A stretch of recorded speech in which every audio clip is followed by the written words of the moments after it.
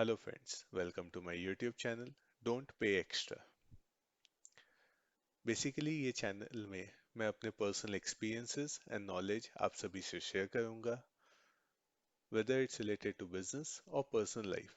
हम अपने एक्सपेंस कैसे मिनिमाइज कर सकते हैं।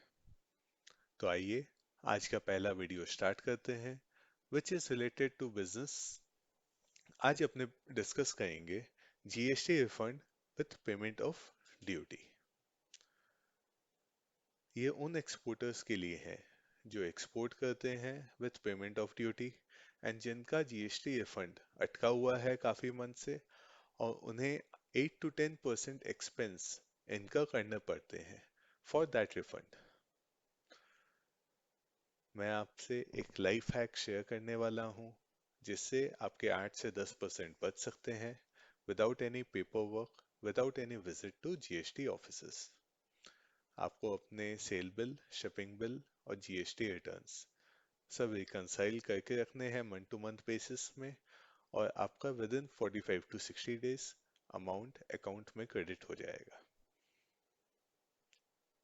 ये एक्सपोर्टर्स के लिए काफ़ी हेल्पफुल है क्योंकि उनका वर्किंग कैपिटल रोटेशन काफ़ी फास्ट हो जाएगा।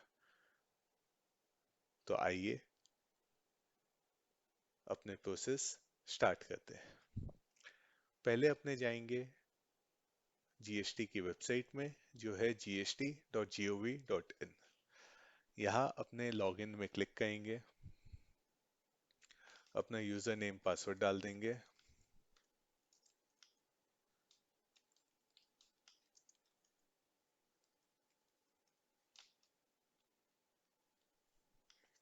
अब इसके बाद अपने समझते हैं कि अपने जीएसटी रिटर्न में डेटा इनपुट कैसे करने से अपना refund time to time basis में after filing GSTR 1 and 3B अपने अकाउंट में कैसे क्रेडिट हो जाएगा विदाउट एनी पेपर वर्क। जैसे फॉर एग्जांपल मैं अभी अप्रैल का रिटर्न सिलेक्ट कर रहा हूँ। इसमें GSTR 1 अपने पहले देखेंगे, GSTR 1 में क्लिक करेंगे। अपने जितने भी एक्सपोर्ट रिलेटेड इनवॉइसेस है उसकी डिटेल 6A में जाएगी। तो अपने 6A में क्लिक करेंगे। यहाँ पे फॉर एग्जांपल मैं एक ऐड रिकॉर्ड करता हूँ। यहाँ आप देख सकते हैं सबसे पहले इनवॉइस नंबर डालने की ऑप्शन आती है। आप ये मेक श्योर कीजिए कि ये इनवॉइस नंबर आपने जो इनवॉइस जनरेट किया था वही इनवॉइस नंबर आप यहाँ पुट कर रहे हैं, इनवॉइस डेट भी वही है, और शिपिंग बिल में भी इनवॉइस नंबर इनवॉइस डेट वही मेंशन्ड है। अगर नहीं है तो आपको शिपिंग बिल अमेंड करवानी पड़ेगी कस्टम से। इनवॉइस नंबर में हाइफन से लेके न्यूमेरिक से लेके आपको सभी चीज का ध्यान रखना पड़ेगा। एक लेटर, एक नंबर, एक हाइफन भी इधर उधर होने से आपकी रिफंड प्रोसेस नहीं होगी। आप इनवॉइस नंबर पुट करेंगे, इनवॉइस डेट पुट करेंगे, पोर्ट कोड, पोर्ट जो आप पोर्ट से एक्सपोर्ट किए हैं आपके शिपिंग बिल में left hand side top corner में लिखे रहती है, वहां आप देख के यहाँ पुट कर सकते हैं। शिपिंग बिल नंबर आपको पुट करना पड़ेगा एंड शिपिंग बिल डेट आपको भरना पड़ेगा। टोटल इनवॉइस अमाउंट ये विद इंक्लूडिंग जीएसटी आपको यहाँ पुट करना है। टोटल बिल अमाउंट आपने दो इनवॉइस इशू किया होगा, एक कमर्शियल इनवॉइस, एक टैक्स इनवॉइस। कमर्शियल इनवॉइस चला गया कस्टमर को, जीएसटी इनवॉइस अपना कस्टम पर्पस के लिए बन करते हैं जिसके बेसिस पे शिपिंग बिल फाइल होता है। यहाँ पे टोटल इनवॉइस वैल्यू मतलब जीएसटी ऐड करने के बाद जो इनवॉइस है वो पुट करेंगे। जीएसटी पेमेंट में अपने सिलेक्ट करेंगे विथ विदाउट, अपने with payment of duty select करेंगे।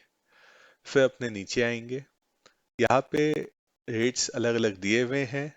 आपके जो आइटम के टैक्सेबल वैल्यू हैं, वेदर इट्स 0%, 0.1%, 0.25, 5%, 12%, 18, 28, जो आपके कन्वीनियंट है आप वहाँ टैक्सेबल वैल्यू बैठाइए, आपका जीएसटी अमाउंट अपने आप आ जाएगा। आपको क्या मेक श्योर करना है कि आपका invoice number, invoice date, port code, shipping bill number, shipping bill date and आपका टैक्सेबल वैल्यू और जीएसटी अमाउंट आपके शिपिंग बिल से वर्ड टू वर्ड मिलती हो। तभी आपका जीएसटी रिफंड प्रोसेस होगा, नहीं तो रिफंड प्रोसेस नहीं होगा। चलिए वापस आते हैं यहाँ पे।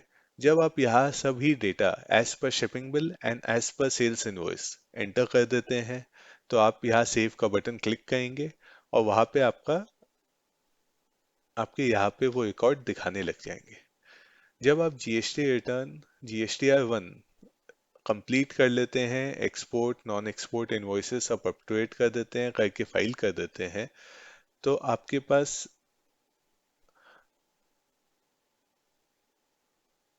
फाइल कर देते हैं, तब फिर आप सर्विसेज में जाके, रिफंड्स में जाके track status of invoice data to be shared with ICEGATE देख सकते हैं। यहाँ पे आप फाइनेंशियल ईयर चूज कीजिए, जैसे मैं चूज करता हूँ 22-23, मंथ चूज कीजिए, फरवरी मंथ चूज करते हैं और प्रोसीड कीजिए। तो यहाँ आपके पास आ जाएगा कि total invoice process from 6A, जो अभी आपने फाइल किया था, दो इनवॉइसेस हैं, ट्रांसमिटेड टू आइसगेट। अगर आपकी डेटा पूरी मिलती है, कोई डेटा में भूल नहीं होती है, तो आपके ये काउंट टू पूरे ट्रांसफर हो गए, मतलब यहाँ टू लिखे हैं तो आपके पूरे इनवॉइस ट्रांसफर हो गए। यहाँ आईजीएसटी का अमाउंट रिफ्लेक्ट करेगा जितना आपने पेमेंट किया है। यहाँ पे इस केस में अभी कोई पेमेंट जीएसटी का हुआ नहीं था, इसलिए जीरो रिफ्लेक्ट करें। मगर आप विद पेमेंट ऑफ ड्यूटी जब भी कहेंगे, यहाँ पे आपका जीएसटी अमाउंट जो आपने पेड करके एक्सपोर्ट किया है, जो आपका आइस गेट में ट्रांसमिट हो गया है, वो यहाँ आप देख पाएंगे। इसके बाद आप देखेंगे invoices not transmitted to ICEGATE. अगर आप टेबल 6A में कोई भी कॉलम आपका मिसमैच होता है 6A से और शिपिंग बिल से, शिपिंग बिल का डेटा सब आइसगेट में ट्रांसमिट होता है। अगर 6A और आइसगेट ये दोनों में आपका डेटा मैच नहीं करता है, तो वो इनवॉइसेस यहाँ शो करेंगे, जिसमें आपका पोर्ट कोड गलत हो सकता है, आइदर आपका इनवॉइस नंबर गलत हो सकता है, इनवॉइस डेट गलत हो सकता है, टैक्सेबल वैल्यू गलत हो सकता है, तो वो डेटा यहाँ रिफ्लेक्ट करना स्टार्ट कर देगा। रिजेक्टेड बाय आइसकेट, जिसमें आपका पूरा डेटा ही गलत गया हो, वो इनवॉइस ऑटोमेटिक रिजेक्ट होके आइसकेट से यहाँ आ जाएगा।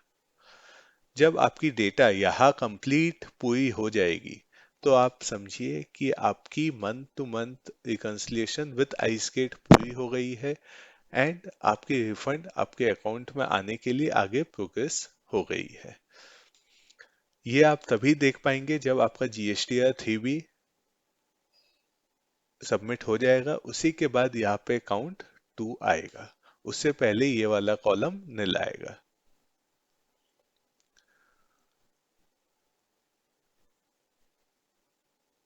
होप आपको यहाँ तक समझ में आई बात, ये यूजफुल लगा।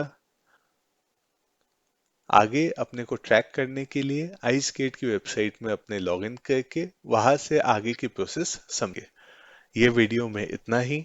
अगर आपको अच्छा लगा तो प्लीज लाइक एंड सब्सक्राइब कीजिए, ये वीडियो आगे शेयर कीजिए, एंड बताइए कि अपने क्या और डिस्कस कर सकते हैं, किस टॉपिक में आपकी डिफिकल्टी है, अपने नेक्स्ट वीडियो में डिस्कस करेंगे। ये वीडियो का पार्ट 2 भी आएगा, जिसमें हम ice gate point of view से डिस्कस करेंगे कि आइस गेट में अपने कैसे अपना रिफंड को ट्रैक कर सकते हैं, कि वो कब प्रोसेस हुआ, कब अकाउंट में क्रेडिट होगा, वो डिटेल अपने आइस गेट वेबसाइट से देखेंगे। Thank you for watching. Subscribe.